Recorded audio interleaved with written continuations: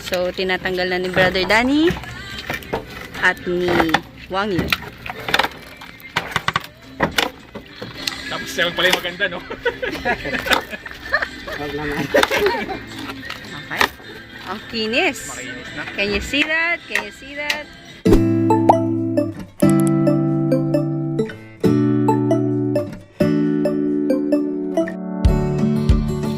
Hi, welcome to our channel. If you're new here, I'm Janice, and welcome to Pause, Pray, Simplify. Thanks for joining us in our home build journey.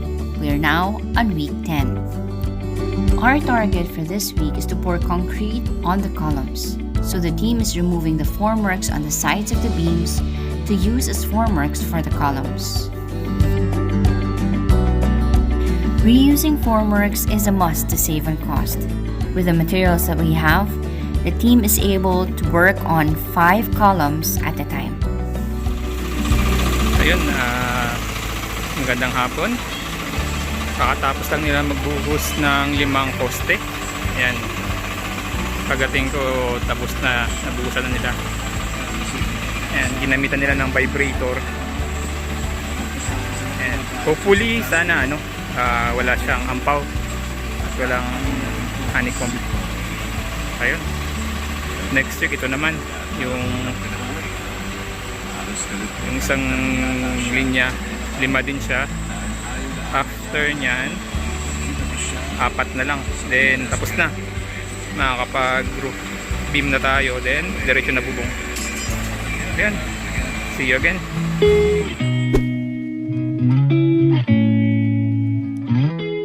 While the team is busy building our Hugo home, my husband and I are here at ABG Apartments to do some repairs. ABG Apartments is one of the fruits of our labor while we were still working as overseas Filipino workers in Dubai. We got a contractor to do the work for us, and I can tell you this, it was built and funded all by the grace of God. That's why it's called ABG, which stands for All by Grace. 4 years later, we are doing the maintenance ourselves since we've finally come home for good. The tenants of Units 1 and 2 have left, which gave us the opportunity to do some repair work, some renovation, and repainting. There are OFWs who are interested in building apartments as an investment. If you're one of them, let me know if you want us to discuss topics such as the life of a landlord, the rental industry in the Philippines. Is it profitable to have an apartment in the Philippines? Or how much does it cost to build an apartment in 2020? Or maybe comparing the cost between 5 years ago and now. Let us know which topic you want us to cover next in the comment section below. We would like to change the color scheme this time, but before we can repaint the whole flat, we need to prepare it first. First thing to do is to clean the walls. Dito naman tayo sa second bedroom.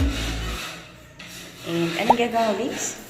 Yan, yung mga nagbukol, yan, tulad dito. Kailangan tanggalin. Bakit? Pag pininturahan mo, dahil siyang pagkaangit. So yung mga nagbukol. So, ba't may bukol-bukol nung pag-skim coat? Hindi, yung sa moist.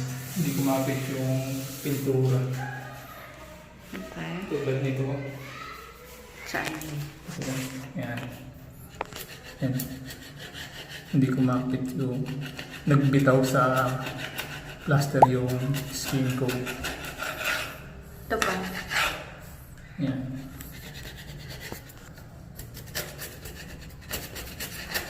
Kailangan siya tanggalin para pag pintura ng bago, Isa-stock ko muna yan. pantay. Ang balak sana ni Abed ay isand niya manual. Kasi sabi ko mahirap kasi ilang units yan. Bili na lang ng sander. Total magagamit natin sa bahay na pinapagawa natin. So, kaninang umaga bumili siya, and ngayon maginhawa yung buhay niya. Bakit kailangan ng sander? Para smooth. Parang kultura. Look at that. Kapay. Oh, smooth nga. Sabi mo yung problema is hindi maganda yung pagkakaskin coat. Kaya hindi siya smooth. Pero ngayon ay naging almost so professional.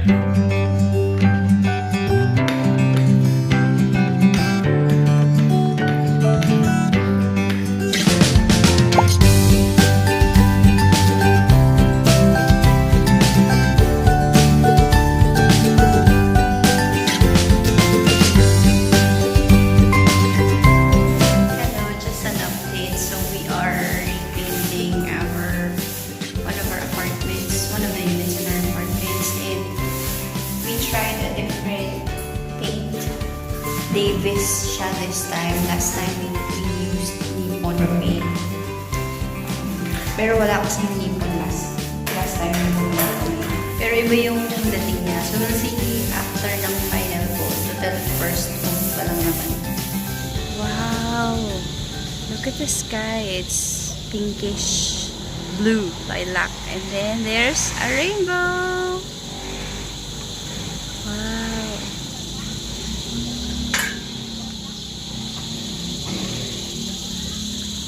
This is sunset in Puerto Princesa. Look at that. So beautiful. Praise God. Thank you, Lord.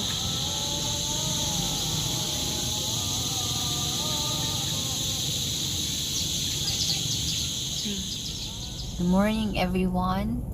We are going to the project site. It's been 4 days since I last visited the project site.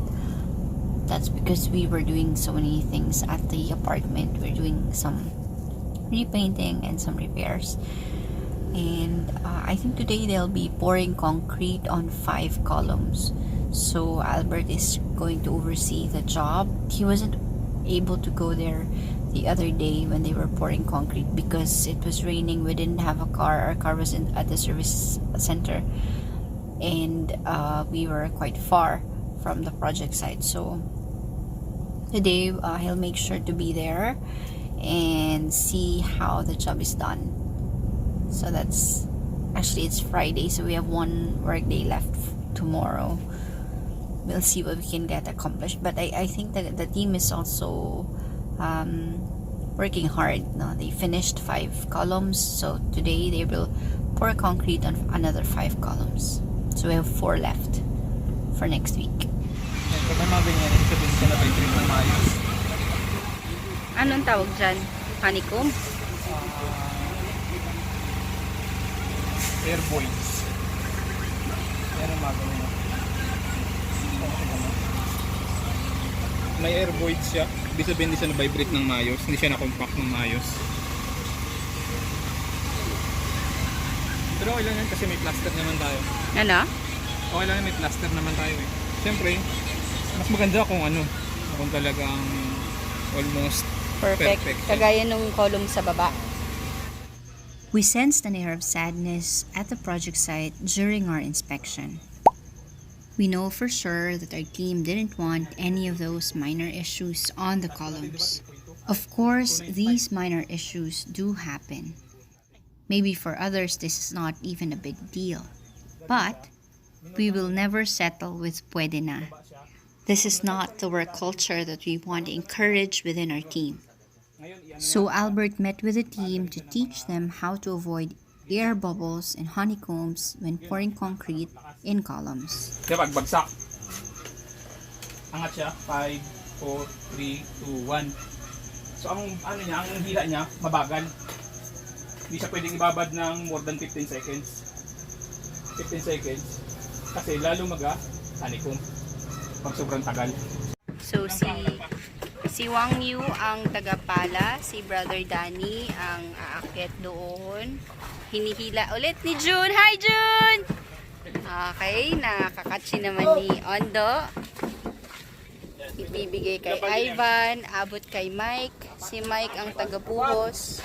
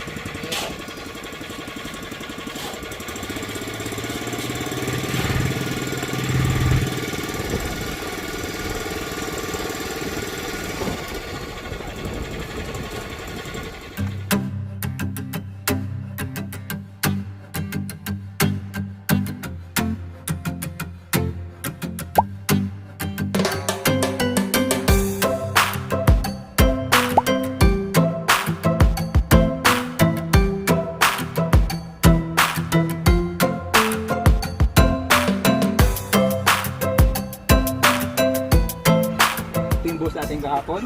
Ayun, awa ng Diyos, naging maganda yung kinalabasan. Kasi yung mga naunang binuhusan, medyo nagka-problema siya dahil nagkaroon siya ng honeycomb. Pero binago natin yung pag-execute. Ayun, maganda yung kinalabasan. So ang ginawa natin, layer by layer siya, 30 cm, compact, tapos buhos uli. Hindi siya yung, kasing ginawa nila yung una nilang binuhusan, medyo mataas, saka sila nag-vibrate. So nangyari, hindi naabot yung ilalim, kaya nagkaroon ng honeycomb. So yung ginawa natin kahapon, iba na, 30 cm, layer by layer, compact, hanggang mapuno siya. So yun yung naging proseso. Ngayon, maganda yung kinalabasan. Ito yung gusto nating quality. Kaya, Pero, good job team. ano ba ang honeycomb? Ang honeycomb, yun yung nagsesegregate yung concrete. Kumbaga hindi siya nagbabind yung mga konkreto. Nagsesegregate siya. So kaya nagkakaroon siya ng honeycomb katulad nung nangyari doon. Kaya ni-repair nila. Pero ngayon maganda yung kinalabasan. Ayan. Ganito yung gusto nating quality. Pero, di ba titik-tikin pa rin naman yan? Later on, para kumapit yung plaster. Siyempre, mas maganda kung maganda yung pagkakabuhos. Ayan. Ano yung mga dapat hindi mangyari? Yun, iwasan natin yun, yung tulad nun, yung segregation, yung honeycomb. Kasi napapahina niya yung strength ng concrete. Pero pag siksik siya, na-compact siya ng maayos, mas maganda tulad nito. Okay. Pero ano yung i-reject mo as a QC officer? QC engineer, sorry. I-reject ko yung yung procedure. Pag mali yung procedure, tapos hindi maganda yung kinalabasan, yun yung ma-reject. Pero so far na-improve naman. So this is Wang Yu, that's Mike and brother Danny.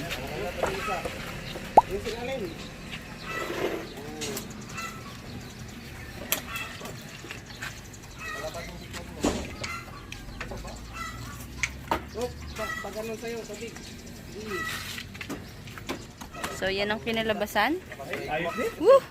Naka-dreadlock. Kamusta naman? This is the last column. Okay ba? Makinis, makinis. Mainis. Wang Yu, shoutout ka muna sa ate ko. Ayan. Welcome to my channel. Poste na nabuhusan kahapon. Almost perfect yung pagkakabuhos. Wala siyang, may mga minor damage lang, pero overall ay maganda. Good job, team. So that's the end of week 10. End of week 10? Tapos ng week 10. Our accomplishments this week, we 10 were columns. able to finish 10 columns.